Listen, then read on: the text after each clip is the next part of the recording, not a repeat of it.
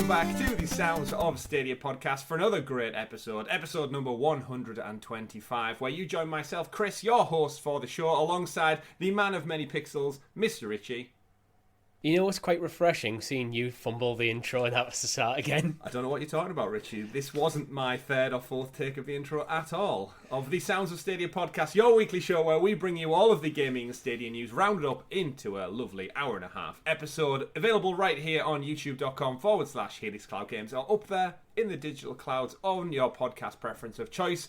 We've got a great show lined up where we will be talking about the much-rumoured Resident Evil 4, new Assassin's Creed content, some new games rated for Stadia, a great developer blowout showing you that the future is indeed being worked on behind the scenes, a couple of NFT talk that we'll spend barely a second on, and much, much more. But before we delve into all that, thank you to all of our viewers and listeners out there, the hundreds of you who tune in across all platforms every single week. We love you all, and we appreciate you stopping by to watch and or listen. Richie, this past week, we dove in, or we took off, I guess, into space, and we played Bungie's Destiny 2 in honour of them being bought, I guess, by Sony, and also the Witch King DLC that is on the horizon. It's mere days away at this point. What did you think jumping back in it? We've not played Destiny on the channel before, or for a while. Yeah, it's one of them weird ones where, despite it being a day one release for Stadia, that we've never actually done content on it. We've planned to several times, but we never got round to it. I mean, Destiny, it's a great game. There's no denying that. But I think one of the problems it has is it's not very approachable for new players. We had a blast, but we were just having a good time, talking, and just playing through. But I was like, I couldn't tell you anything about the story we played through at all. Yeah, it's a testament to how fun the game is and how the shooting gameplay is revered as one of the best shooters in existence of all time, because it's so fun regardless of what's happening around you. Just the whole reload, shoot, use your special, fire a grenade, jump over there, shoot, rinse and repeat. It's that good that it kept us enamoured for 2.5 hours. And you know what? Since we put the controllers down on Thursday night, I've still had like a little bit of an itch to jump back in and just kill some time, because I'm not playing anything at the moment. I'm not committed to anything until Horizon Forbidden West comes out. So I've got almost like a week of just chipping away at FIFA, chipping away at a little bit of Pokemon. But you know when you don't feel like you're committed to anything. Yeah. It's a good place to be in. I've just started 2 weeks holiday as well, so I've got plenty of time to kill and jump in and enjoy stuff. But yes, the Witch King is on the horizon. We'll no doubt probably be checking some more Destiny 2 out in the future. So if you enjoyed our live stream this past Thursday, do join us this Thursday where we'll be playing another game on Google Stadia. And if you're out there, drop your recommendations into our Discord chat. We've got a very vibrant chat group of lovely, like-minded people out there all day, every day, talking about things from Stadia, cloud gaming, to just being parents and generally not having any time as an adult. It's a big ongoing thing, and we appreciate everyone in our Discord, just like we appreciate everyone out there who clicks like on the video, subscribe to the channel, and hits that bell so they're kept in the loop with all of the Stadia content we bring you here at Hades Cloud Games, because we do a lot, Richie. We've got first looks, live streams, side quests, let's play series, all of it. And it's only made possible by you people viewing along out there, especially our members. If you want to support myself, Richie and Tom a little bit further, you can click join on the link below. For as little as 99p, you get early access to some of our shows, you get exclusive stickers and badges to use in the chat and next to your name over on YouTube, but more importantly, you get Richie's undevoted love, as we've said many times before. I mean, at the time of listening to this, it will be Valentine's Day, so happy Valentine's Day to all of you lovely people out there. Hope you have a pleasant time and eat some chocolates and Hallmark cards and everything else that Valentine's Day has become in 2022. Do all the things you need to do so your wife doesn't get shout at you. That too. It's a very important rule. Of course, as it is the season of love, let's show some love to the video games out there, Richie. We've got a great show, but we can't do that until you introduce us to the super sexy special Stadia story segment, aka the news. We love the news. We've been doing this little bit for 125 episodes now, and it won't get old. It'll stay.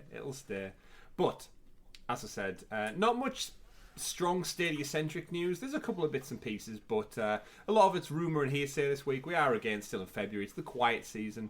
But coming out swinging, story number one for the week. We have a standalone Assassin's Creed game to be rumoured. I've dubbed it as Assassin's Creed Basim. because anyone who's played Valhalla will know who the character Basim is. Apparently, a smaller standalone Assassin's Creed game focused on stealth gameplay will launch later this year or in early 2023 and feature the popular character Basim. That's according to a report from Bloomberg, which cites the source as it's close in development and nearing its end. They've also heard of the project a little while back. It's going to include some new locations, including the city of Baghdad as well, which is, I believe, is roughly where Basim originates from within the story. He's not from the British Isles, he's not from France or anywhere. He's from further afield. The project originally began as an expansion for Assassin's Creed Valhalla, but has since morphed into its own smaller standalone title, similar to Uncharted Lost Legacy did as a spin-off for Uncharted 4 over on PlayStation. It is not the big sprawling open world style of Valhalla or Odyssey, but instead it's going to be considered one of the smaller gameplays ever put out. And more importantly, it's going to focus on Basim's character, flesh out his events from Valhalla, with a bit more story focused on stealth and gameplay. So maybe, Richie, akin to the more classic Assassin's Creed style. Creeping around, stealth killing people, lots of story beats and elements, as opposed to the mass sprawling open worlds. I actually really like the sound of this. Honestly, I'm glad it's not DLC, because if it's DLC, I almost certainly won't play, because I very, very rarely play DLC. Mm-hmm. But the fact that it's a standalone thing, I'm more likely to play for it. Even if it was literally the same content, something being DLC usually gets me to just not be interested in the slightest. Mm-hmm. And also, with it not being DLC, with being its own standalone thing, they can tweak the gameplay, the formula a bit more. Yeah. Which I think could be very good for Assassin's Creed, because it means they don't have to take risks with the big tentpole of the franchise, like a Valhalla or an Odyssey. But then they can also play with the format a bit. So if they want to go, you know what, this is going to be a very stealth-focused gameplay, you go, forget about the action, forget about range combat. It's a purely stealth thing. They could do that in these smaller story stuff, which they might not work as well in the big Assassin's Creed title. Yeah, it's an interesting pivot for Assassin's Creed, because we're going to talk about it as part of story number 2, because Dawn of Ragnarok is on the horizon. I believe it comes out early March. And obviously, Valhalla, they've said Dawn of Ragnarok is the biggest expansion to Valhalla ever, and it's interesting to think that this is now spun off from being expanded DLC content as well. So I'm thinking of Ubisoft's development cycle, and it's starting to look a little bit more likely that we might not see another main entry this year, which I'm fine with. I think it's absolutely fine that we don't see a main entry. I mean, Dawn of Ragnarok is meant to be about 40 hours long. So that's basically a game. Yeah, it certainly is. But you're right in saying that. Actually, if it does come out as standalone, it is almost a little bit more intriguing, because it's almost like an entry unto itself. The character of Basim I actually found quite interesting within Valhalla. I don't think he was the best character, but there's some interesting stuff with them, especially at the end. Well, it's very integral to the story. So. Yeah, definitely. Because you and me have both finished it, and if anyone out there is a big Valhalla fan, we have a spoiler cast, an entire hour-long spoiler cast breaking down Assassin's Creed Valhalla, the characters, the gameplay, the mechanics, how it fits into the wider lore of Assassin's Creed. Available now on the channel as one of our early SideQuest episodes. So go check that out. It might be SideQuest 2 or 3. It's like one of the first ones we did. Very, very early. And then we realised that spoiler casts aren't great topics, because not everybody's finished the games. So also it's very, very difficult to fit it into the hour, SideQuest, which is meant to be a smaller show. Indeed it is. But I'm interested to see what this could be. I'm a big fan of all Assassin's Creed, as many of the viewers and listeners know, going right back to the original one. Yeah. And if you can give me the mass sprawling worlds of Valhalla, Odyssey, and Origins, but at the same time I might get like little interstitial stories that may be 10, 15 hours that focus more on old style gameplay, I'll take that.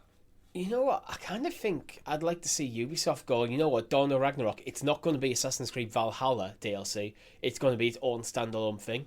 Mm-hmm. I mean, it's a 40-hour game. Yeah, it could very much be. And let's be honest, I think they do better.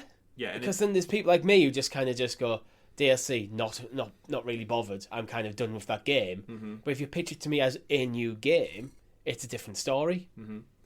And this is where Ubisoft almost paint themselves into a corner by insisting on labelling everything with the Assassin's Creed moniker. Because let's face it, Dawn of Ragnarok is not an Assassin's Creed game. It's not about the Templars. Yeah.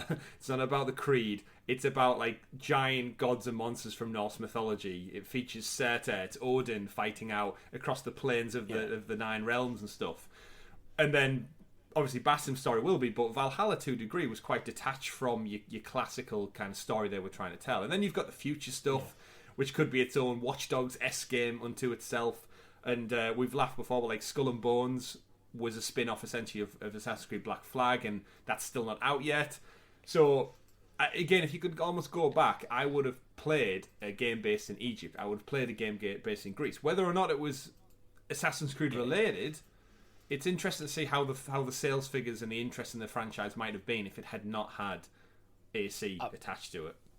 I've always felt after Black Flag what they should have done is create a spin-off franchise called Pirates Creed. And that's going to take the Black Flaggy style stuff. It's going to be set in the same universe. It can continue the stories, but right. So then you kind of got Assassin's Creed is going to be more the stealth action RPG side of it, and the Pirates Creed is going to be the more boat out at seas, traveling from island to island stuff. Indeed. And yeah, it's all set in the same universe. Like, so Skull and Bones would be probably Pirates Creed 1 for me. Yeah, but yeah, and interesting. Then you could almost have like this new stuff where they're going very quite mystical with the Norse gods and stuff, in like Dawn of Ragnarok, as a fair like thing in their entry. So it's not an Assassin's Creed game; it's something else, God's Creed or something, whatever. Something with a better title than that. Yeah. What about Gods and Monsters? Gods and Monsters, yeah. Copyright. Yes, over on Eurogamer, they actually ran a poll to see if people were more excited about a smaller scale Assassin's Creed. 65% said, oh yes. 28% holding judgment for trailers and gameplay. 7% said, I'm an Assassin's Creed fan, but this doesn't sound great. And 0% said they've never been an Assassin's Creed fan, so they won't help. No surprise that on an Assassin's Creed article, people aren't an Assassin's Creed fan. Yeah, because why? If you're not a fan of this franchise, you're probably not reading this unless you just want something to hate on. Indeed. And then your opinions are irrelevant. Exactly. So. And then the follow-up question was, what do you think of Basim as a main character? 35% said the guy rules, super happy he gets his own game. 39% he'll do. So that's the majority. 17% would have preferred another character. 9% are still holding out for a Desmond-only game. Throwback Desmond, Nolan North's character. Yeah, there was always a thing where, like, I think in the early Assassin's Creed they kind of split between going back in the past and then with Desmond, like, in the future, but you never really got that modern setting Assassin's Creed where you played as Desmond. And I remember playing through, like, especially like Assassin's Creed 2 trilogy. Like, it felt like that's where it could have been heading, where you actually get to have a game set in present day, which I think would be awesome. I mean, yeah, there's like ties. There is ties, as I joked before, into Watch Dogs, like the company that like makes the Animus and everything, and that actually in I think maybe Assassin's Creed 3, you work for the Stergo in like modern 21st century. Is in its first person. It's really weird. It's in first person. It kind of breaks the whole style of the game. But they are in the world of Watch Dogs, and they have a full business running in 2021 or whatever the year. What I found is, after the end of Desmond's story, I no longer cared about the modern day stuff in Assassin's Creed, because it just felt like it wasn't really tied into the story at all. It just felt like, oh, because we've got this concept of an animus, we need to put someone in it. Yeah, and that's about as far as it went. Yeah, and this with Desmond, like the two, like the history and the modern day stuff were very, very much intertwined. Certainly.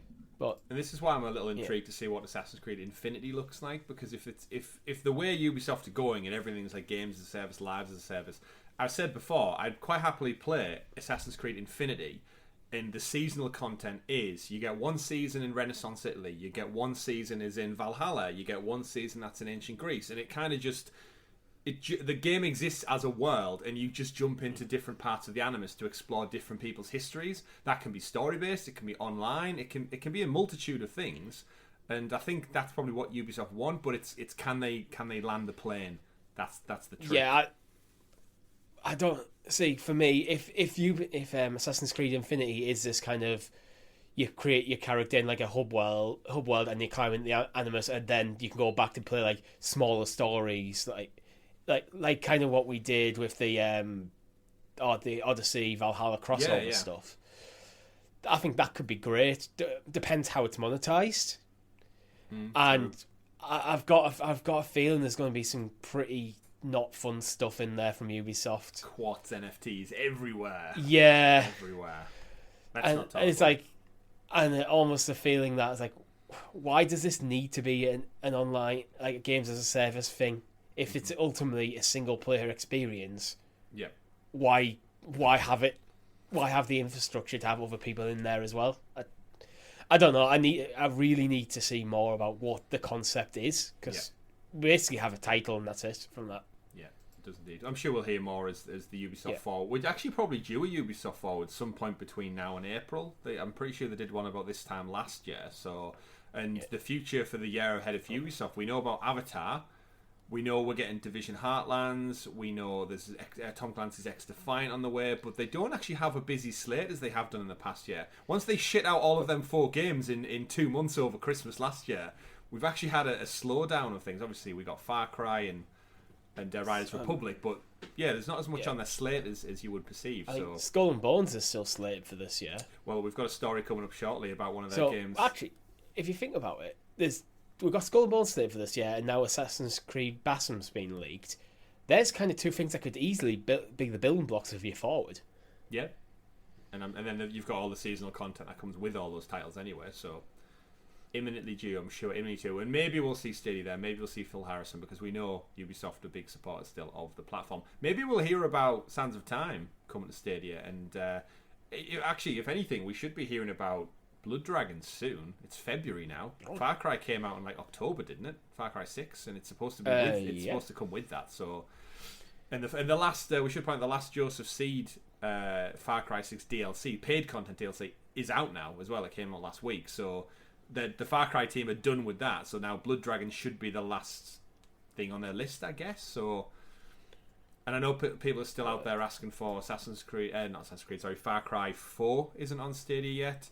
Alongside the Ezio collection that was never announced. That was never leaked and rated and stuff, though, so we don't know about that one. But again, I do genuinely think they'll all come. I think Ubisoft want every game in the cloud on every platform for when they make that pivot to telling everyone that Stadia powers Ubisoft in the cloud, and that's a whole different thing.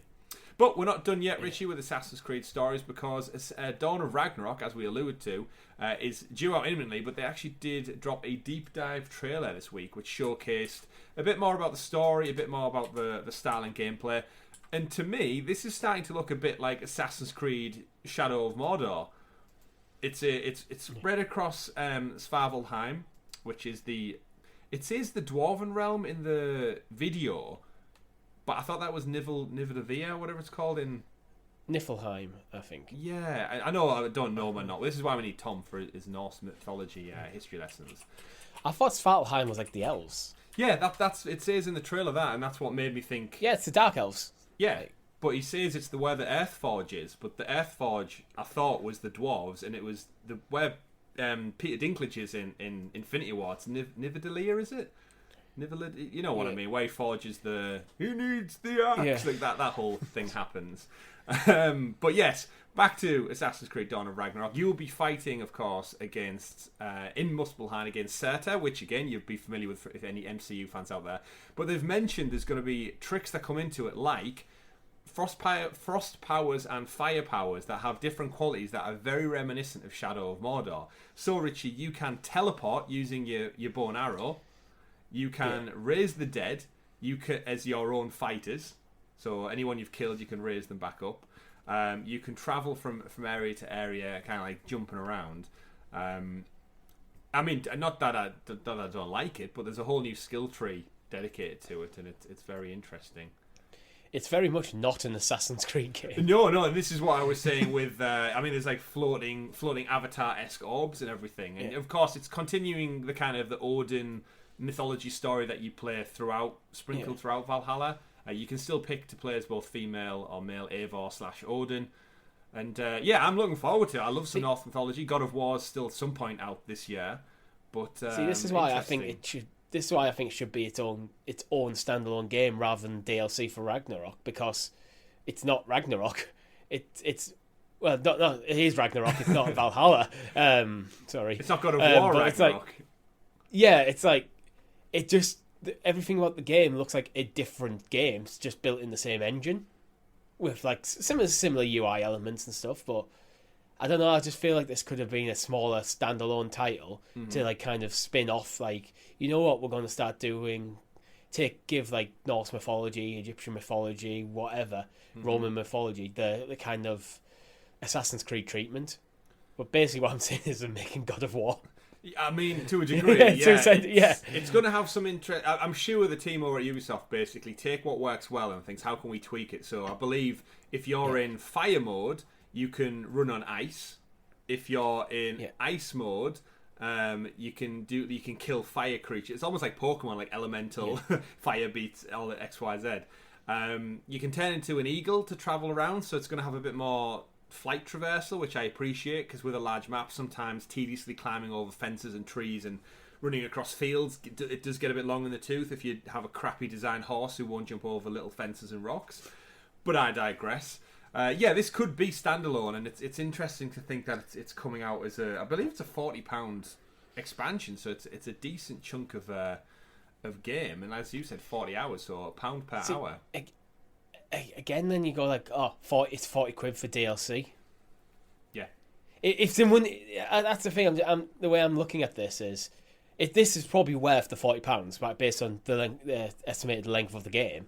Mm-hmm. But if you told someone, the new Assassin's Creed, who hasn't like watched the trailers and new Assassin's Creed Valhalla DLC is out, it's £40, you're going to get punched in the face.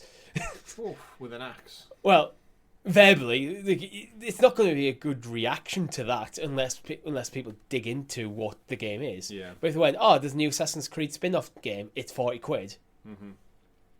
You haven't changed the content, you just changed the perception of it. Indeed. Now, with all the similarities as well, I will take this as a moment to side note and say that the Lord of the Rings gaming and movie and TV rights are up for auction at this time, apparently for about $2 billion.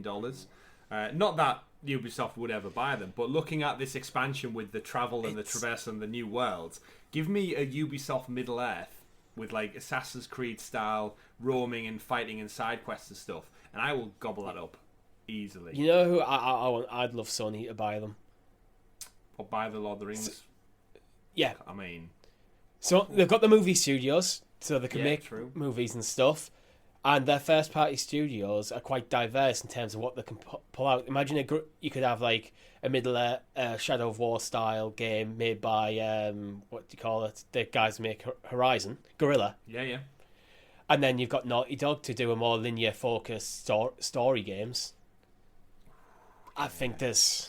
It's fantasy ripe for the picking, isn't it? Really. Where as much as I do like Ubisoft at times, the games for me usually fall at the 7 to 8 out of 10 and never try to push beyond it. And I think you just kind of get, you get to the end of like a Lord of the Rings game made by Ubisoft and you go, that was decent. Yeah. Rather than going, oh my god, that was awesome. Like. Yeah. That is true. You know, whoever gets the rights, just remake the EA games, Two Towers and Return of the King. I'll take that as well. Yeah. In like all the highest fidelity glory. Give me some hack and slash. Give it I think we covered it on one of the shows. I might have read the report, but the Koei Tecmo who do Dynasty Warriors, they said they'd love a crack at Star Wars, I think it was. And it was like, oh yes. That would be great. Just give me like loads of enemies and just let me have at them like a kid. I don't as need much any as Attack of the As much as Attack of the Clones is maligned, imagine the arena scene, the arena scene, yeah, and then the made by Koei Tecmo. That'd be fun. Diddling. Indeed it will. But that's all we know for now. It won't be long until it's out. I probably will jump back into it, to be fair. Once I've finished off Horizon Forbidden West, I think there's not that much that's in that kind of spring period that's due out. I'm tempted by Elden Ring, but as I'm not a Dark Souls fan, I'm going to see what the reviews are like before I dive into it. And yeah, it might be the perfect time for me to jump into Assassin's Creed. They might have timed this DLC drop in a sweet spot. They've looked at what's happening in February in games and went March. Oh, as an interesting side point then, I'm guessing Dawn of Ragnarok's included for Ubisoft Plus subscribers, right? It must be. Yeah, it You will would be. have thought, yeah. So that's, I guess, £40 saves if you've got your monthly subscription. I've actually cancelled mine. So far. But I've cancelled it. But if I want to play a Ubisoft game, I'll just reactivate it. Like, that's the benefit of a subscription. I, for one, I think probably feel the same as you. I enjoyed Rainbow Six Extraction, but after I scratched that itch, I don't really have any reason to go back to it. Yeah. Unfortunately, fun game, but I just, same. And at this moment in time, I've got Destiny sat there for free. So if I did want that shooter itch, I could just jump back into Destiny. And I did jump into a few other games while I had Ubisoft Plus. Well, I wanted to check out. I had a quick look at Anno. I had a quick look at Far Cry. Again, I just bounced around a bit. I was more just wanting to, like, oh, let's look at the library. You know, you just downloading stuff. Like, I was playing mainly on PC rather than Stadia. Because part of it is I've never really used my PC as a gaming PC. So I wanted to see how much I could push it, and surprisingly, okay. Yeah. I mean, my graphics card does need an upgrade eventually, but if I wanted to use it as a primary gaming device, but for something like, if I just wanted to play something like Anno or Civ, it's absolutely fine. That's what I kind of wanted to test out, really, with modern games, because my Steam library is a bit dated nowadays. Yeah, I don't think Roller Coaster Tycoon is pushing your PC to its absolute limits. Yeah. But fun all the same. And but nothing clicked, basically. It's not, and there's like, well, then I end up playing Uncharted. I've got, Kena Bridge of Spirits on the works. I've bought all the Pokemon games. Plenty to do, and plenty to play. And all the pro games to test out as well. Moving on then to story number 3 of the week. Resident Evil 4 Remake is having some rumours. Of course, we had the VR edition come out last year for Oculus Quest, I believe it was. But the rumour is that the 4 Remake is making some changes and it could be announced imminently. So it's been a while since we heard anything about the Resident Evil 4 Remake, but a new report from Fanbyte suggests the project is making some changes to the beloved game. Citing sources and speaking to the website, the claims the remake is expected to be revealed early 2022. Therefore, if all goes to plan, it may not be too far away, Richie. The changes made in the remake, however, are what fans are most interested in. The famous introductory sequence with Leon Kennedy, where he's chased by a gang of villagers at night time, is going to apparently take place under the cover of darkness to add a more scarier tone to the game. Of course, being remade in the RE engine. I think Resident Evil 4 is probably one of the more revered of the franchise, and if memory serves me right, it's already had several remakes over the decades.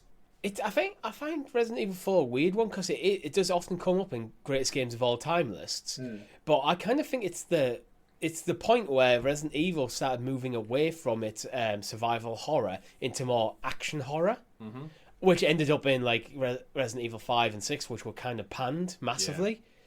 So it's like, I think maybe they just hit this game at the right time, but then went, oh, more action is good, and then they've pushed it too far with 5 and 6, and then went back to the roots a bit more with 7 and 8. Yeah, and I think Capcom have found such success with the 2 and 3 remakes that naturally 4 was going to be the next stop on the train journey. But with this one, apparently they're looking to incorporate certain sort of campaigns of the story. So there's a Simon Ada and Separate Ways are 2 kind of separate stories. They're looking to fold them in with the main story a little bit more. So it's actually more coherent from start to finish, which if you're going to remake it for the millionth time, do something different. Bring the DLC into the story, fold it, and make it a more solid, coherent, playable title. Resident Evil's kind of always had that kind of, you pick your character and the story plays out different. Well, the story doesn't play out different.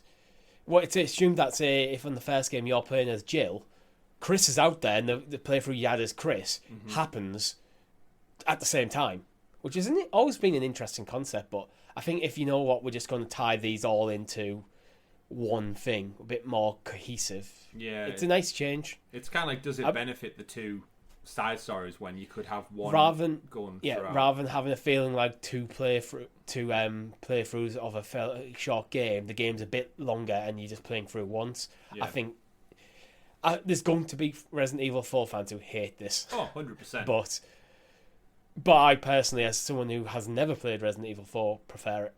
Yeah, if you give me like every other chapter, we bounce back to the other character and then return in the story. You can almost see the story being pulled along by each character as it goes. They've also said they're going to, or it's also rumoured, to say that the side characters are going to be given larger roles and more screen time. So again, if you're going to flesh out the story, if there's some fan favourite characters or people who are incorporated to the story, why not? If you're remaking it, give them some new lines, give them a bit more stuff to do. And go from there. But looking at the history of these RE games, Richie, it's no surprise they have enjoyed coming out maybe in a quieter period of the year. I think originally 2 came out in the springtime, and then 3 followed. And then I think we got Villager last summer, June time, I think, if I recall. So they don't necessarily go for the busy Christmas periods. They like to keep them earlier in the year. I'd aim for October for this Halloween game. Resident Evil's a big enough franchise to claim Halloween. Oh, completely. Yeah, the Halloween period, Resident Evil, let's go. I wonder if they see themselves big enough that they don't need the Halloween bump, and then they come out with their big main sales, and then come Halloween, people will go. You know, like say Christmas songs. If you've got a Christmas song, everyone gets royalties for the rest of their career. Cause it's possible if you come out in the first half of the year, and then you get drop a cheeky sale on it around Halloween to get that second bump. I don't know, they'd have to. But I think if this is due to get like kind of formally announced, because it is at the time just not announced, like soon, it's possible later in the year it could come out. Yeah, or early next year. Yeah, well, the turnaround from 2 to 3 remake was 1 year. It was really, really quick. So, but they were originally the same project, so very true. That does change a lot. Yeah. So like a lot of stuff for free was already done by the time 2 came out. Indeed. We should also point out as well, not confirmed for Stadia. I think we're just wishing and hoping that we got 7 last year. It was a big boom. We got confirmed for anything. We got Village then quickly followed with a Premier Edition promo. Yeah. So we've said for a while on this show that actually I'd love to see Remake 2 and 3 come, and I'd hope 4. It's from the same development team. They know Stadia now through and through. Why wouldn't it come? I mean, they're still developing RE-verse. Remember, the free content supposed to be coming with Village. That we're now 8 months out from the launch of Village, and we're still yet to hear any more from it's being pushed back to this year. Yeah, I think Resident Evil are due for like Capcom will come out ready for like a Connect or something for Resident Evil. Yeah, well they do the little announce this, bring out verse. Yeah, they have like the little showcase pieces with it's Brittany Brombacher, I think, who hosts them. Yeah, she's a massive Resident Evil fan. And I think they need to give us an update on RE-verse. Tell us what the hell's going on with that, because people who bought the game last summer are not getting what they were promised. Really, it's so far detached. Like it's a weird business practice in games. And you know what? Another weird thing I think they should do once this is out. Obviously, make a Resident Evil like 9, but remake Resident Evil 1 again. Just to have. I know they have already remade it once, but now that's like the remake's old. That was on the GameCube. Yeah, I would, because as someone, I think we've dabbled in 2 together over Halloween. We've played 7 and Village. I think having the full remake collection 1, 2, 3, 4 would be a nice package to have. And then they just forget about 5 and 6 and just keep going on with. I actually think I played quite a lot of 6 with its co-op campaign, and I didn't mind it. But again, I was more into the action oriented than I was horror. at that time. For me, I've never played them, but I know the reception them 2 games got, and I think if I was making the decision, if I was at Capcom making the decision, do we do a remake of 5 and 6? I'd look at the reception them games and go, I don't think there's enough money in it. Quite frankly, I think a lot of people just go, I didn't like that game, I don't care. Yeah, I think where 1 and 4 is like, I love these games. Give me 2 more. 2 selling Resident Evil. The reason I ask is because I feel like 6 and 5, the switch towards those actually sold quite well. So Resident Evil 6 and 5 both sold around 8.1 million units. Yeah. So it's still actually the sales data shows that they're not doing too bad. I might be mistaken on 5. 5's got a 9.3 in IGN. Yeah, so as it stands, Resident Evil 6 and 5, 8.1 million. Resident Evil Village, 5.7. RE2, 4, 3. So it's interesting to think actually, as much as they got critically panned for being more actiony games, they did sell more. Yeah, I think I might be misrepresenting them a bit. I think it was while these games are probably good games, because I mean, Resident Evil 6 has got a 7.9 out of 10 on IGN, which is respectable. Oh yeah, definitely. I think it's just that because of more actiony is like, I think it's probably just the buzz like from the hardcore Resident Evil fans. This is not survival horror. Yeah. And Resident Evil, to my mind, is the biggest game in the survival horror genre. Yeah. Well, yeah, they've totally got that. So it's like, yeah, so if the big... And like, yeah, Resident Evil moving away from survival horror is kind of almost the death of the genre. Yeah, it's not... When is it not Resident Evil anymore? I think I've been harsh on 5 and 6 there, to be honest. But maybe we'll get... You know what? I would take them. I'd take them on Stadia. So hopefully we'll hear an update I'd take them on Stadia. I'd take anything on soon, Stadia. and hopefully we'll hear more about those as it comes about. But let's now, Richie, go beyond Good and Resident Evil over to the next story, which is the rumoured reports coming out across the internet of Ubisoft's Beyond Good and Evil 2, is that it's probably a long way off still. Just like the much maligned Skull and Bones title, this project, new reports coming out that it's still in pre-production, of course. We don't know that it's confirmed for Google Stadia. However, with the Ubisoft partnership and Ubisoft Plus, it's probably a safe bet that this game will be coming. But yeah, remember Good and Evil 2, Richie? They showed a trailer off at like E3 back in 2017. Which the most depressing thing about the story is 2017 was 5 years ago. Oh, before Stadia's inception, even before cloud gaming was a thing. And yeah, new report again from Bloomberg comes over there and says that, yeah, to put it bluntly, don't get your hopes up anytime soon. The report states that Beyond Good and Evil 2 is still in pre-production following 5 years of development. In other words, Ubisoft just has not been able to get this game off the ground. There was a gameplay demonstration supposed to happen last year. That never materialised. There was a beta due in 2019. That never materialised. And then rumours have started to swirl about a troubled dev cycle, and insiders are claiming that the title is still years away from completion. If the reports are accurate that it's still in pre-production, you can pretty much well call that a troubled dev cycle. 5 years in and they haven't started making the game properly yet. Yeah. This was announced for PS4 as well. Yeah, honestly, this is a scrap it. Do people really care enough about Beyond Good and Evil 2 at this point? For like, I almost feel like I don't know the devs at Ubisoft, but imagine if you're on the team working Beyond Good and Evil 2. You've been 5 years, you haven't got the game off the ground yet, and then one day your boss comes in and goes, "The decision's been made, we're not making it." Imagine the relief. You might be disappointed, but just like, oh well, because there's 5 years down the drain. But it's like, thank God we can move on to something else.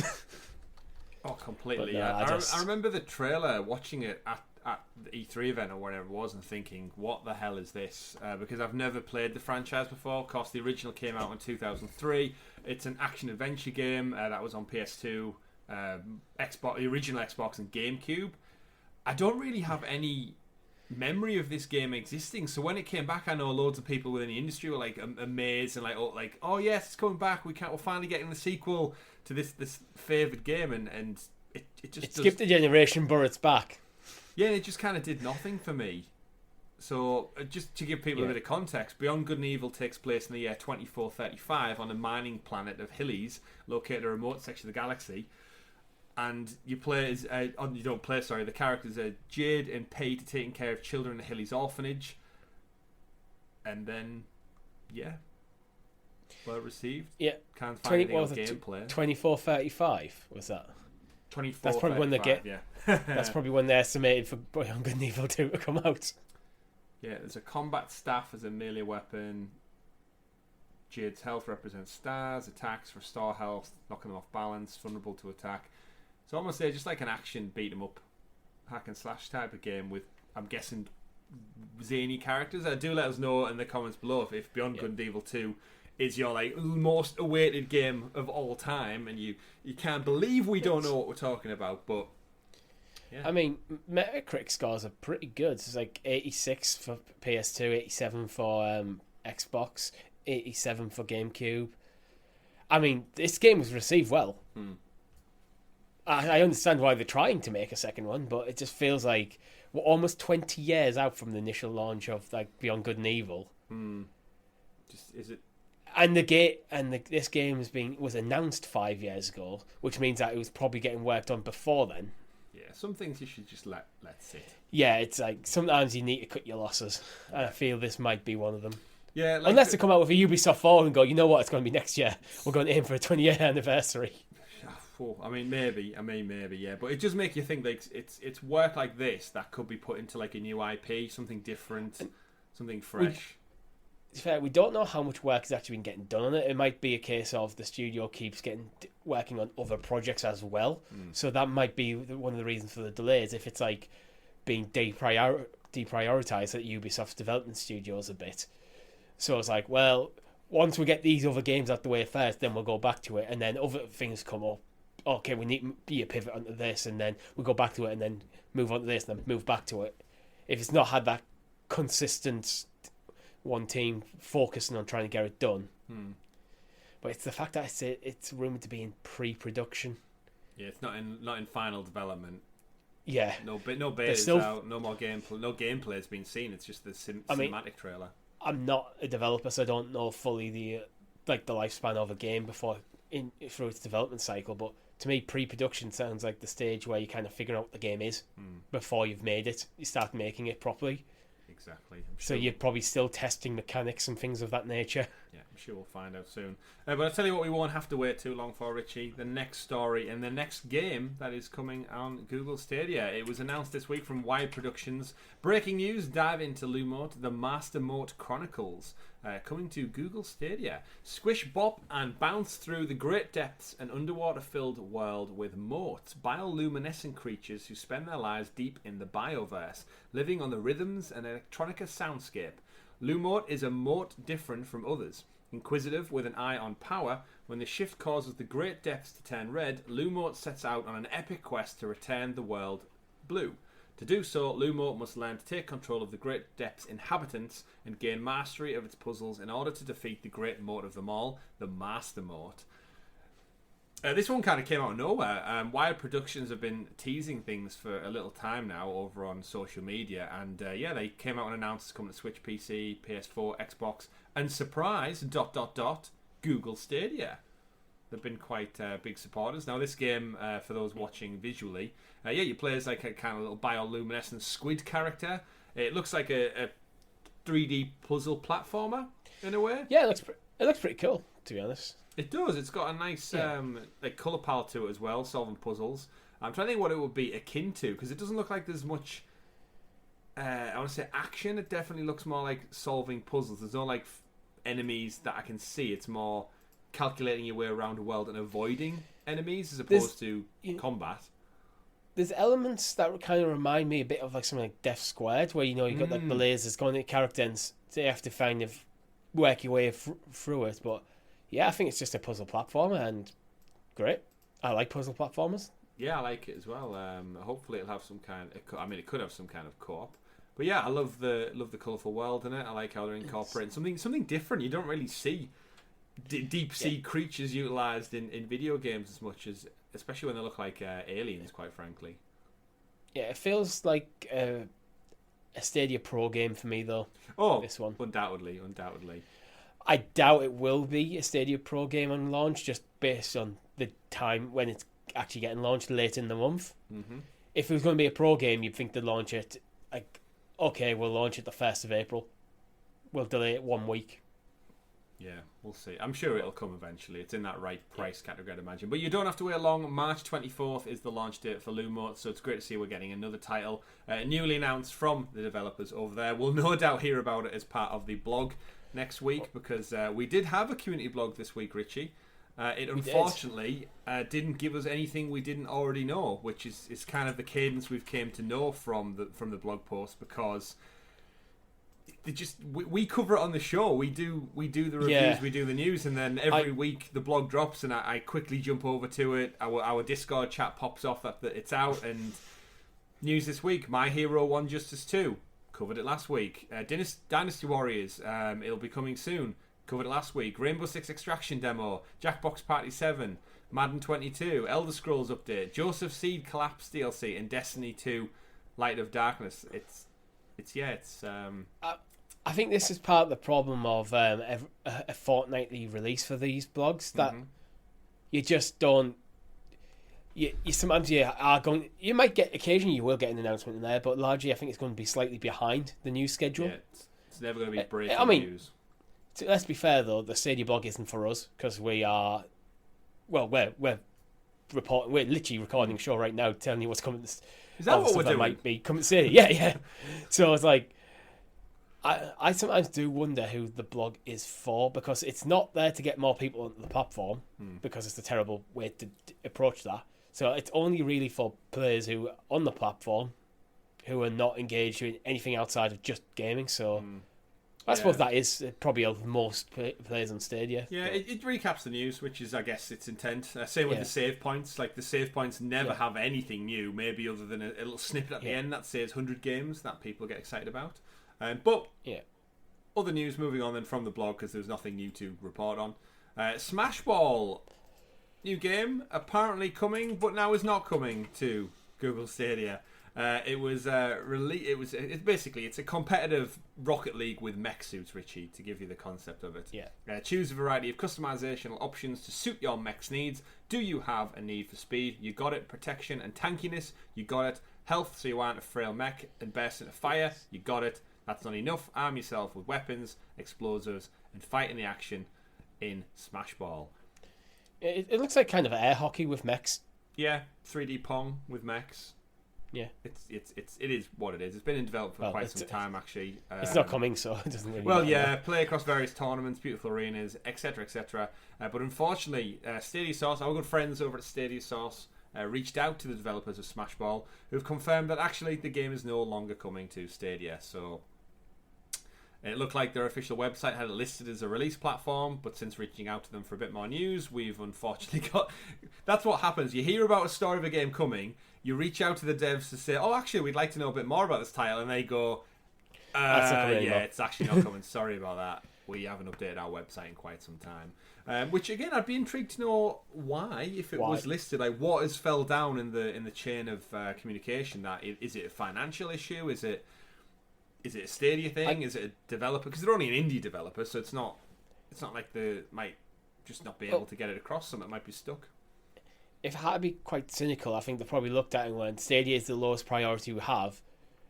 Is it? And then, will we sell enough copy? If it's not a Stadia Pro game, let's assume it's not.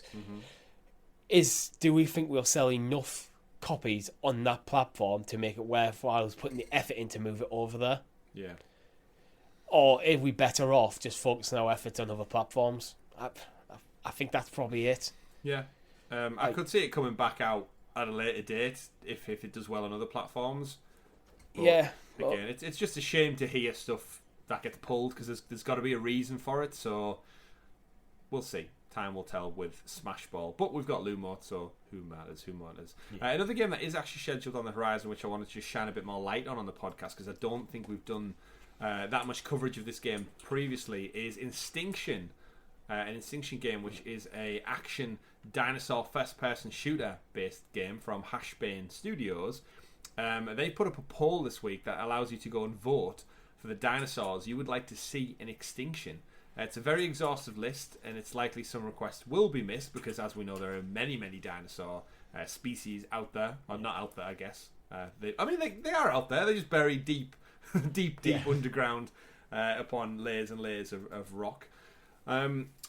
So Richie, you can go over and vote. You got a favourite dinosaur that you'd like to take out? I did actually vote. What did you pick? I went for a Ming vote because I couldn't be bothered to research all the dinosaurs, and I only saw the poll as we were prepping for the show. So I went with Barney. Barney the purple dinosaur. Yeah. I somehow, unless it's some kind of horror mod, I don't think Barney will quite make it across to be in the game. I want to start a campaign though. Like, everyone vote for Barney. If you scroll down to the bottom, there's an option to go other, and you can just write in. And I just wrote Barney in.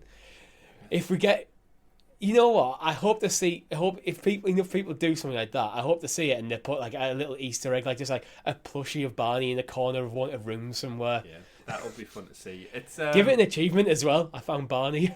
Yeah, Instinction's one of those games that I hadn't really looked much into, but after watching the trailer while I was prepping for the show. Why are dinosaurs limited to Jurassic Park, Jurassic World? Like, why do they have the kind of the the whole mindset on dinosaur. Like, you don't get dinosaur movies really, Richie, outside of that franchise.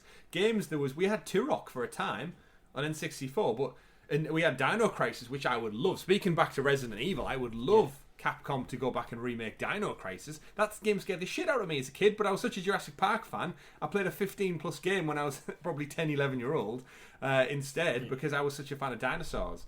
Let's see, what have we got? I'm a big fan of the Ankylosaurus. That's a good armoured enemy to take down. Of course, you've got your classics, Velociraptor, your Brachiosaurs and stuff. Diplodocus, Dodo. That could be like the saw Dodo. Little chicken characters. Dodo was going to be my main vote before I realised there was an other section I could just write in. All right, you can just anything. I think there's supposed to be is it Gigantosaurus or Gigasaurus? Gigamax? It's like almost like Pokemon now. Gigamax. Gigasaurus. Mega Gigasaurus. It's like a Digimon. And there is there's of course the Megalodon, the big giant crocodile creature from the movies. Yeah. But yeah, there's so many. But get yourself over there. Get yourself to the Instinction Dino poll on the website. Vote for it, and you might see it in the game. Vote for Barney. Vote for Barney, says Richie, fan of the dinosaur. But yeah, I'm intrigued by it. The game looks gorgeous from the gameplay trailer cinematic trailer we've seen. Hunting down dinosaurs. I don't know. I don't think they've actually said yet if it's got any multiplayer. But I'm down for it. We got that one on Xbox last year, but I didn't really hear anything after it. I forgot what it was. I want to see a bit more of what the game is. Is it just like a kind of Monster Hunter style game where you're just going out in the world and you're just hunting dinosaurs so you can get more loot, and this kind of got that loop, or is this actually going to be a story-driven game? That was the game, Second Extinction on Steam, which was a first-person shooter cooperative team game. Similar, it was basically like Apex Legends with dinosaurs, but it never came to PlayStation, so I didn't play it. I mean, this game looks absolutely beautiful, so if they can pull it off, as long as it's got a good gameplay loop in there, I think they might have a winner here. I agree. I tell you how they're going to do that, Richie, though. Next story of the week, they're going to use development tools provided by Google Stadia, because we had an article drop on February 9th, a blog post article, over on the stadia.dev website, saying that they are keeping and updating the ability to develop and play anywhere. They put out a post. Basically, in summary, they're updating the behind-the-scenes test clients that allows developers to put out different versions of the game in different modes and states. That allows them to check how people move from different endpoints, so whether you're playing on a mobile, a tablet, a PC, Chromecast, switching between those to bring the best experience, how the overlay might look, how the player will react between transferring from device to device. And the reality is they're just doubling down on a number of different benefits that allows developers to configure their game better, create better launch options, and tweak the settings for future modes in the test hub environment, which was showcased, I think, around last year's GDC, if I recall. This is where I always like to bring Tom in and let him talk about all the geeky behind-the-scenes stuff. What's your take on all this? Better tools for developers is a good thing. I don't really have a bigger take than that, to be honest. But apart from Stadia is weird. Stadia seem to be more inclined to talk about improving the development tools going public than talking about what games are coming to the platform. That's a great point. There's kind of twofold to take away from this for me, and the first one we discussed pre-show was if they're working behind the scenes for developer tools to make games we know take several years to produce and put out. So if they're talking about this actively now as we head into GDC, anyone out there who's still worried that Stadia might close down this year or stuff, I think it's safe to say it's not, because they're working with Microsoft tools here as well to get the games produced, and they wouldn't be doing that if stuff wasn't in the pipeline for this year, next year, the year beyond. I think the strategy for Stadia is not what I want for the platform, but I don't think Stadia's not dead by any stretch of the imagination. It's just, I think this is they've now settled into for the Stadia to be a slow burn rather than trying to get up. As long as people are on the platform, and there's enough money coming in to sustain the platform as is, that's where it is. And while if the easier they make their development tools, the easier it is for people to make games for Stadia and port games over, the more likely you're going to see games come to the platform. And hopefully it will just be this slow trickle where as they improve the tools, they improve the back end. Yeah, hopefully it'll grow. My worry is, though, that strategy may not work as people just slowly migrate away from the platform. And this is, I think, the worry for you and me and a lot of our audience out there have had for some time, is that if they're pivoting towards a slow growth and a natural growth as the industry swells and gaming becomes... I mean, there's actually a story we're going to move on in a moment that discusses the gaming industry in general above and beyond. It can be financially viable. It probably will grow with time. Now they've got the infrastructure.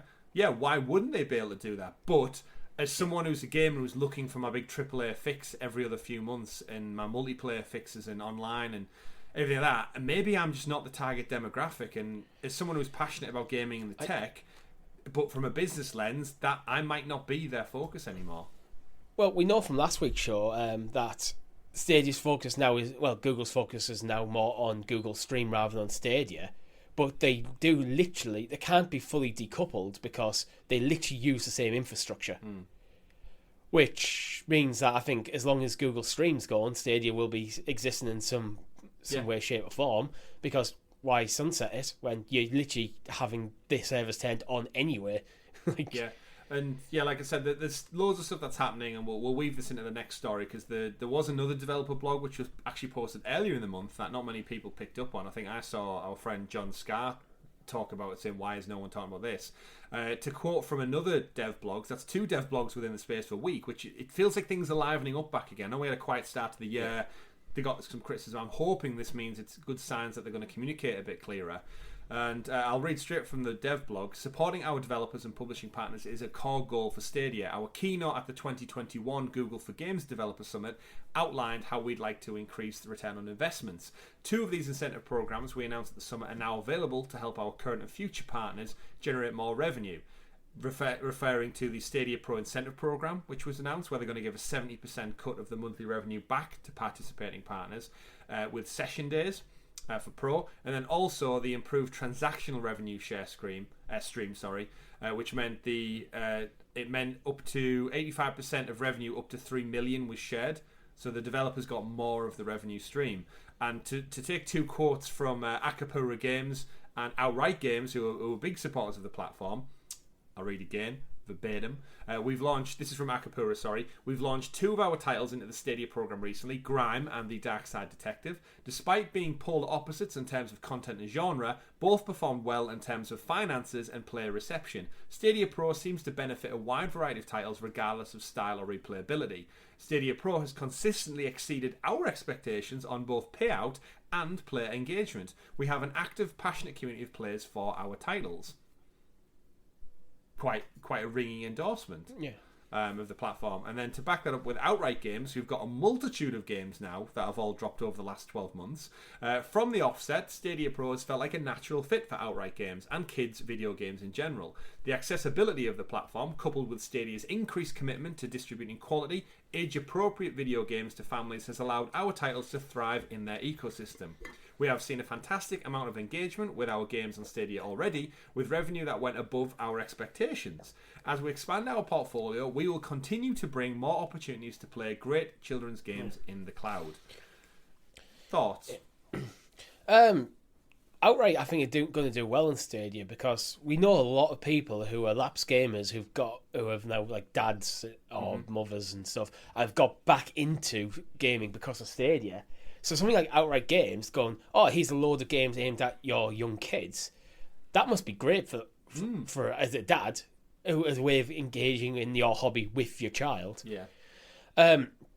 But if you put this and the previous story and last week's story about Stadia being deprioritised, I wonder at Google gearing up for a return to GDC to talk about Google Stream. Let's get the bad news of we're focusing more on Google Stream and depriorities and Stadia out the way. Get the angry comments and whatnot. The annoyed podcast hosts getting their say out there. And then so when we take to the stage at GDC, we've already kind of just got ahead. We've already taken the hits that we can focus on what we want to talk about. And with the developer stuff, adding that, I think Google could take the stage again to talk about Google Stream. Yeah. I hope if they do, they acknowledge Stadia though. Yes. They kind of got, yes, Stadia is still a thing. Still working on it. We're working these tools for both you to bring your games to Stadia as our consumer-focused platform, and to provide this business-focused platform for you to host your own games through your own service. Yeah, there's some interesting points you said there about the parents with children, and you almost have like a sub-demographic. If your demographic's the older lapsed gamer, but then underneath that you've got their children who, by proxy, are part of this cycle as well. Two bits that stood out for me was both publishers and developers said expectations on payouts were exceeded. Yeah. And Outright Games says that the revenue went above their expectations. So Pro is doing wonders for monetary standpoint, apparently. We know that the split is based on time played. So that means people are playing these games. As much as sometimes Facebook groups like to complain about just indie games or games aimed at children. It's like people are playing them. Yeah, it's hard to tell. Like he's proof. Outright Games earned more money from Stadia Pro than they were expecting. Yeah, it's interesting because I know we can sometimes silo ourselves into a little bubble where we don't have children or we only like a specific game. And Destiny, us playing Destiny last week was a proven fact about that. Destiny has probably one of the higher constant player bases on the platform, and we never even streamed it because we're not into Destiny. But that doesn't mean players aren't out there. The report last week said also that as of 2020, Stadia's player base was about 750,000. We only like really interact with people in our communities. Probably up with this, like the Stadia Twitter social media community is probably only a few thousand at best. So there's still nearly a whole 500,000 people who don't engage and interact with this stuff that we probably just overlook because we're so passionate and talkative. Probably 90% of gamers don't interact with get anything to do with the gaming industry outside of buying a games they're interested in and playing it. Yeah, they don't give a shit. And then we're the weird ones who not only are we digging through like the stories for fun, but then we're making content around it. Yeah, how sad. How sad are we? Yeah, we would have been if we weren't making this show, we'd still be keeping up on the Stadia news anyway. Yeah. So it's just like we are the weird ones, and you're even weirder for watching it. I'd say enthusiasts. That's enthusiasts. That's a nice way of putting it. I'm using weird in the terms that we're nowhere near the majority in terms of how we interact with games. Yeah, with a vocal minority, we certainly are. Yeah, and that kind of brings us on to a few final pieces regarding all this story. Is that there was a Beyond 2020 Google Games with Google article that came out about they commissioned a company to do reviews on the last 18 months and basically go through what the global view was. And the new frontier of gaming. So if anyone thinks Google aren't committed to gaming, whether that's through Stadia or something, they 100% are. Reading from the Beyond 2021 review, 2020 saw global games market increase 23.1% year over year, the highest growth rate in more than a decade.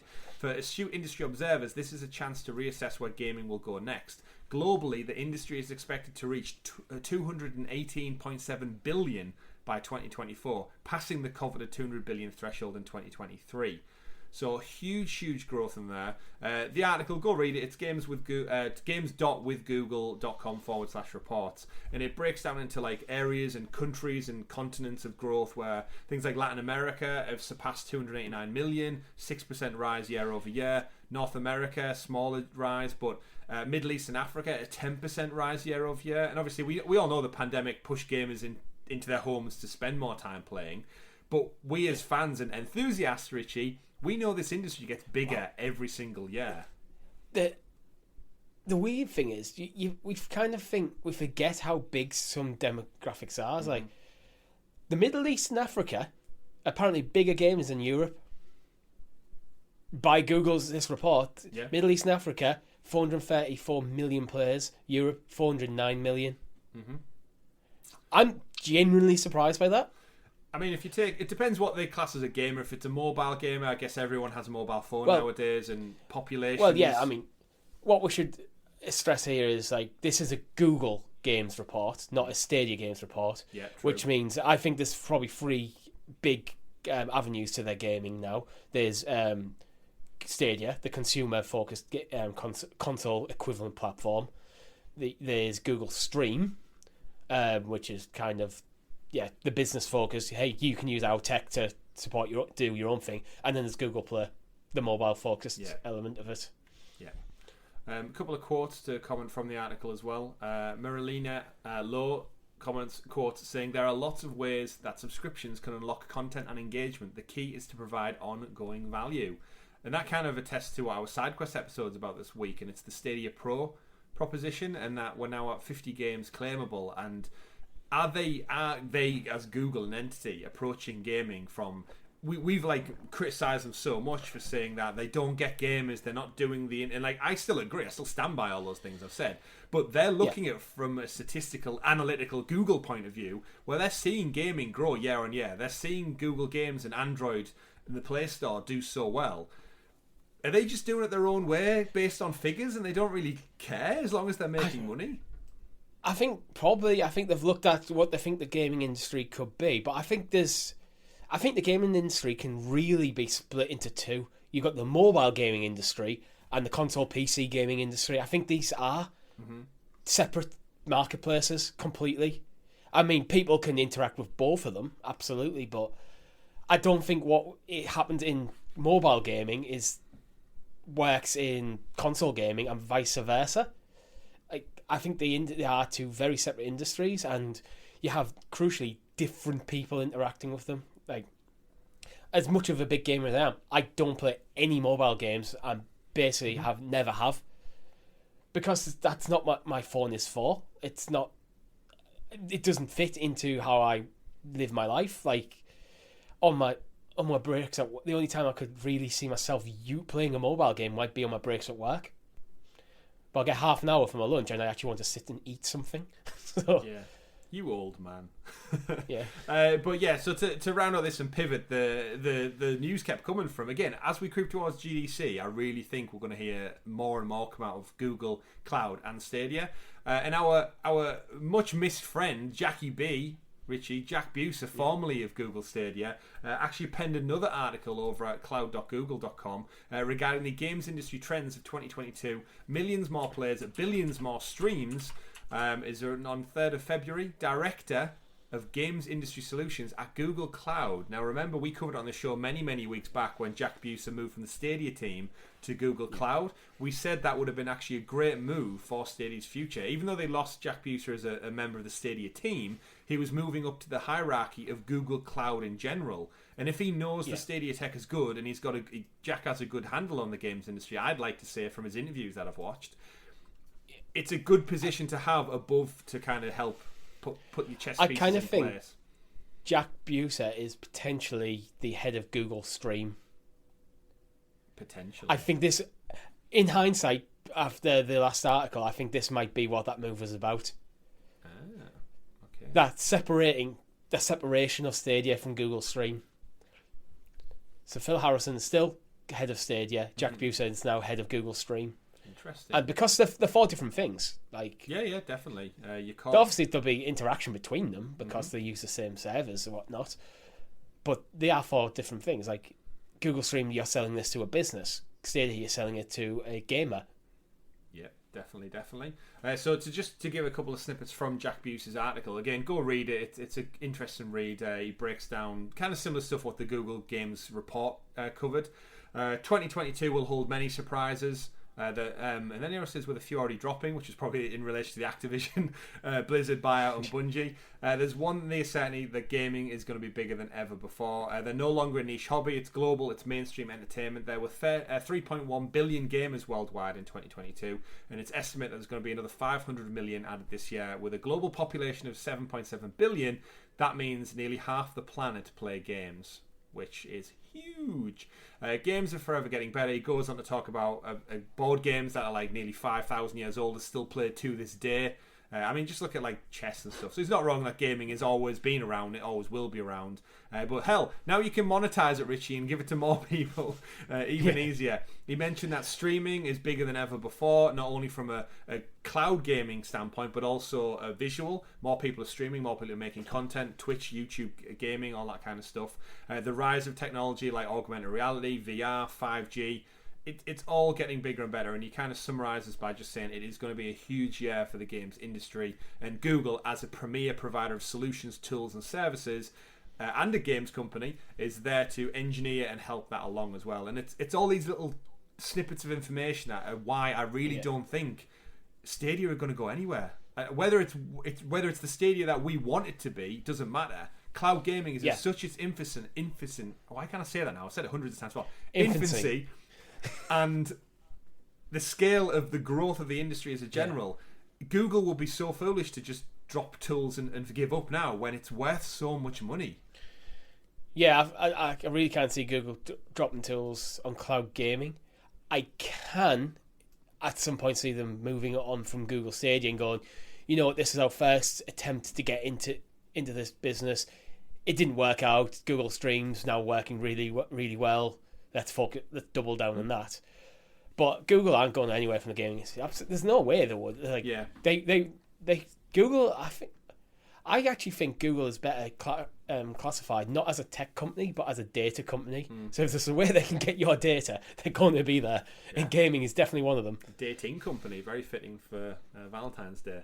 And I think we've said that time and time again, and we have mentioned it on the show. But if you look forward, if Ubisoft Plus goes all cloud, they don't need Xbox and PlayStation to have a box. PC, you don't need it, it's all in the cloud. If EA Play went all in the cloud and EA start thinking, well, why do we give Sony a cut of our FIFA sales when you could just click a link on EA.com and play FIFA through a browser? And you said many times before that you don't think Xbox will have a console in the near future. It'll just be Game Pass and xCloud. I think, or a stick. Yeah, I do. I'm still holding to that. That I think this might be the last Xboxes we get. Unless if there's like a mid-generation refresh, which can happen. But I think that's probably what they're working to. It depends what happens over the next couple of years if cloud gaming takes off the way Google and Microsoft seem to think it is. Yeah. But if it's a slow burn, that you might get one more generation of Xboxes. Mm-hmm. Yeah, it is. Again, it may seem crazy to say it right now, but if all of these whatever third-party publishers are left, and they realise that actually they don't need the middleman, which is the box, to do the work, to cut the middleman out, and we'll just go direct. And if Google Stream or Amazon Luna or Xbox or whoever or whatever is doing it, if they realise that they can make more or the same money without the box, then cut them out. Like that, businesses do that all the time. They cut out the middleman and go do it themselves. Look at Google and the Pixel right now. They cut out the middleman. They've started putting their own chips in their phones for the Pixel. Because why go pay someone to make the chips for you when you can bring it in-house and just keep all the costs? Apple doing the same. Yeah, they do it with Apple the screens. Silicon is now a thing. Yeah, they do it with the displays as well. They cut out the Samsung OLED displays and they paid LG millions to bring it in-house for them. So that's business. And it may seem far off, and I love my PS5 as much as the next guy, but just like I love my CD collection and my DVD collection as much as the next guy, and then they now don't exist. So I hate to say it because I'm a big collector, but I love to say it at the same time because I'm a tech enthusiast, Richie. The next generation of people aren't going to be collectors in the same way that you are, because they're not going to grow up where the norm was to go to a shop to buy a DVD if you wanted to watch it, or even that. We sat on VHS. Yeah, exactly.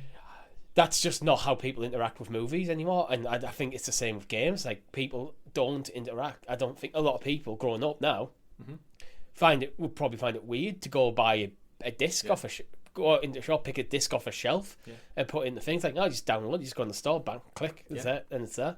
The future is all about convenience. Just look at Just Eat, Deliveroo, all those companies as well. Amazon Prime have made billions off of just convenience of bringing stuff to your door. So yes, cloud gaming is all about convenience. It brings it to your door without spending hundreds of pounds on a box, without needing to upgrade your tech. It's just right there on the stuff you already own. Yeah.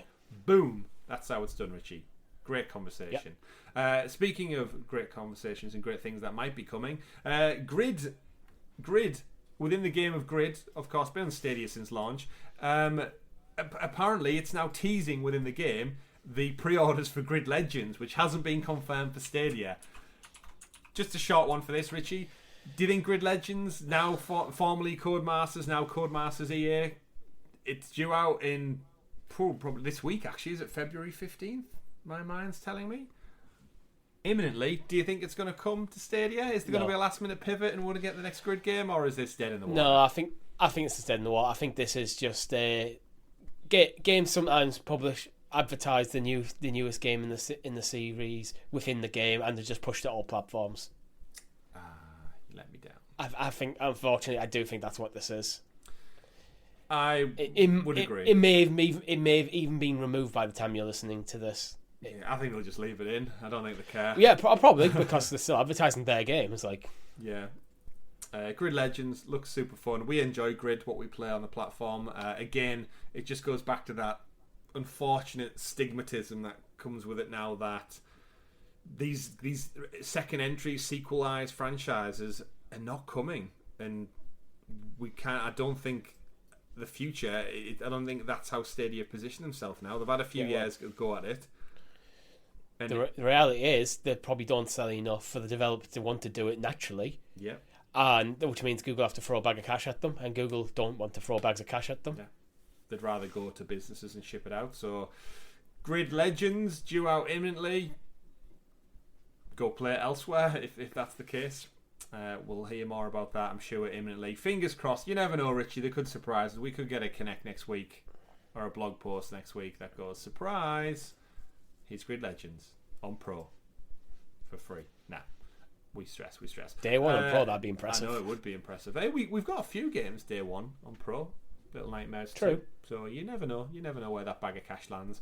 Another title. It's not Stadia related, but I wanted to bring it up because I'm a big fan of the franchise, and we've mentioned it many times on the show before. TellTale Games. They're back. They're rejuvenated, bought out, purchased, rebranded. The Wolf Among Us 2. The Wolf Among Us is actually one of my favourite TellTale series that I've played. And it got a trailer, long awaited. It's the return of TellTale. We jump back in with Bigby Wolf as he explores Fairy Tale Town, for what it's called, with new characters. It tells essentially a dark story with fairy tale characters and creatures. It's got like a bit of a detective vibe to it. Really, really good if you've not checked it out. And the reason I wanted to bring it up is because we've said before in this program many, many times, TellTale Games are a perfect fit for Stadia with the direct touch input. It's a different kind of genre that's not really on the platform. I mean, we've got Life is Strange now, so it's dabbling, but they've got such a good back catalogue of games. I'd love to see them get a second life, like a resurgence on cloud. I'm not sure they can. I think there'll probably be weird licensing stuff for some of their games that they'd have problems with now. But the new stuff, like, Wolf Among Us is actually a TellTale original, isn't it? So they should be okay with that. Yeah, it's based on the Dark Horse comics, I believe. So it's not their IP, but the game is their design. It's not existing. Whereas, you're totally right. Part of TellTale's financial woes came from getting these big licenses like Jurassic Park, Back to the Future, Game of Thrones, and then not seeing the return. I think there was a graph that put out which actually showed year on year the return on investment was just less and less. They spent all the money on IPs and not on developing their engine. I mean, they were great. The two Batman seasons were fantastic. Minecraft story mode, I enjoyed that. That's actually playable on Netflix now, Richie. I saw it pop up on my TV last week. Yeah. Tales from Borderlands. Yeah, really good. Tales of Borderlands is fantastic. Give us some of the best cutscenes in the Borderlands world of all time. But yeah, Wolf Among Us, if you've not played it before, highly recommend it. We don't really know what TellTale's relationship is with Google, so I'm always in high hopes that Google could reach out to them and say, hey, new cloud platform, want to check us out? You've not worked with us yet. Maybe try out bringing Walking Dead Season 1 over to us, and then we'll go from there. It is in partnership with WB Games, Richie, so... Yeah. We've done a whole SideQuest episode about WB Games and why Stadia need to lock them down for 2022, because Gotham Knights, Batman, Harry Potter, Lego, now Wolf Among Us Publishing. If they could land that plane, that's 5 stellar titles you're going to get this year, and at the moment we don't know what to expect, so we'll see. But I want to bring it up because I like the games, I like the franchise, and I do feel TellTale will find a good place in the cloud, so we'll see. Yeah. Final few stories for this week's show, ladies and gentlemen. Jade Raymond, of course, previously of the Stadia team. It's been a year since her leaving was kind of announced. She's over with her Haven studio, telling us in a report this week that they've tripled in size. The studio's tripled in size. and Jade is working on a PlayStation title now. We know Haven signed a deal exclusively with Sony to grow the studio and grow the position. I just kind of wanted to touch in because they've got a little bit more information about that she's making a persistent and evolving online title. I'm just curious if you think this might be the game we should have got on Stadia or otherwise. I think there'll probably be elements of the game that we would have gotten Stadia in it, but I think that game that she was working on was probably very early in its development. That this game, I don't think if you actually complete that game and put this game side by side, you'd be able to go, oh my god, this is the same thing. Mm-hmm. But yeah, it's interesting. Apparently, and I quote, they're going to push the technical capabilities of the PS5 further, and as such, they're going to be collaborating with the PS5 architect and legend Mark Cerny to better exploit the console's tech. So maybe what they were working on at Stadia is pushing the PS5 to its absolute limits, but it's one we'll keep an eye on because I'm always interested in PlayStation first party. I'm always interested, especially now, to see what the foundations that was set up from Jade and the team at Stadia. Because remember, Google were nice enough to let her take all of her work with her. Anything that they had developed was her to take. It was there to take. So interesting thing. One day we're going to sit down. We're going to play a game that might have came out on Stadia exclusive on our trusty PS5s, Richie. But that's so far away. And hopefully, the last story of the week, NFTs are also so far away as well. We've got a few stories relating to Bandai Namco are apparently building a 96 million interconnected IP metaverse featuring NFTs as being the kind of focal point, as are the PUBG company Krafton. They're also getting into NFTs. There was an article that came out this week that says, they've clearly not read the room. They don't understand everyone who's backtracking and getting but shit you don't all understand over. NFTs. Gamers don't understand NFTs. Ubisoft boss is saying gamers don't understand the benefit they bring. They're apparently using it to experience PUBG related content in a highly virtual world using Unreal Engine. I'm not going to spend time on that's pretty much it. The biggest thing I took away from these two articles, Richie, was actually that Bandai Namco have refreshed the logo again. Do you know that it had the bright pink neon around the logo and like a little speech bubble? It's now a shade of red. That's about it. That's my biggest takeaway. Okay, I've got no My time. biggest takeaway is that they acknowledging the existence of the metaverse, which just needs to die. Yeah, NFTs metaverse. and metaverse can just... Yeah. You know what the metaverse is? It's Habbo Hotel. Oh. Effectively. It's just a better version of something like that. Oh. If you look at Facebook's announcement of the metaverse, it's basically a chat room. I mean, you're not far off.